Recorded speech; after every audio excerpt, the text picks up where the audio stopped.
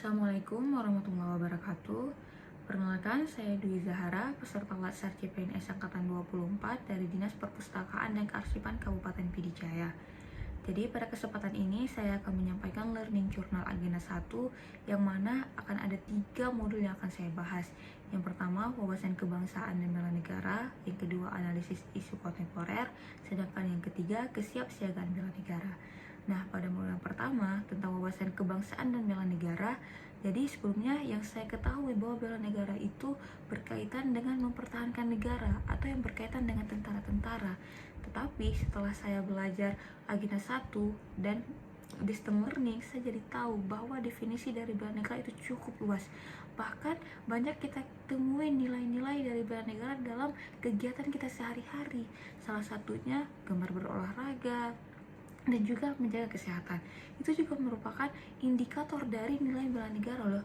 Jadi nilai bela negara itu ada 5: cinta tanah air, rela berkorban, sadar berbangsa dan bernegara, setia pada Pancasila, dan memiliki kemampuan awal bela negara. Nah, jadi pada modul yang kedua itu akan kita bahas tentang analisis isu kontemporer. Apa sih maksudnya analisis isu kontemporer ini? Apa sih pentingnya? Nah, jadi analisis isu kontemporer ini merupakan kemampuan seseorang dalam menganalisis, mengidentifikasi, ataupun memahami masalah di sekelilingnya atau di instansinya. Nah, jadi kita sebagai ASN sangat-sangat dituntut untuk aware terhadap isu kontemporer ini. Kenapa? Karena kita harus mengikuti perkembangan teknologi, kita harus mengikuti perubahan kebijakan pemerintahan, kita juga harus siap apabila ada masyarakat yang menuntut kita untuk memberikan pelayanan secara cepat dan tepat. Nah, jadi ada 5 tahap dalam menganalisis isu kontemporer ini. Tahap yang pertama itu mengidentifikasi atau mendeskripsikan isu. Nah, maksudnya apa? Maksudnya kita aware terhadap masalah yang sedang terjadi di lingkungan kita atau yang sedang terjadi di instansi kita. Contohnya, misalnya seperti saya yang bekerja di Dinas Perpustakaan dan Kearsipan.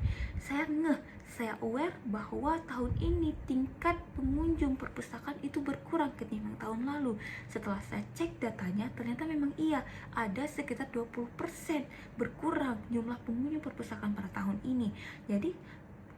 Jadi masalah ini bukan sekedar omongan saja, tapi ada datanya.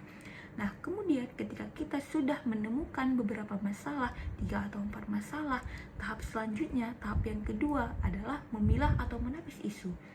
Nah, ketika kita sudah menemukan masalah apa yang ada di instansi kita, lalu selanjutnya kita menentukan masalah mana